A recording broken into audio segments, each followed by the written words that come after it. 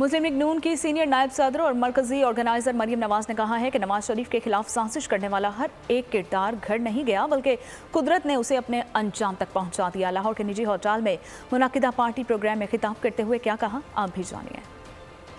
जिन्होंने नवाज शरीफ साहब के खिलाफ साजिश की, जो भी किरदार थे, ऐसा लगा कि वो कुदरत ने ईयर मार्क किए हुए एक शख्स अपने अंजाम को पहुंचा, और सिर्फ अंजाम को नहीं पहुंचा, सिर्फ घर नहीं किया, रुसवाई और जिल्लत समेत की। तो ये जो दुनियावी तरीका कार है, ये जो दुनियावी हकीकतें हैं, उससे बढ़ के आसमान का निज़ाम है।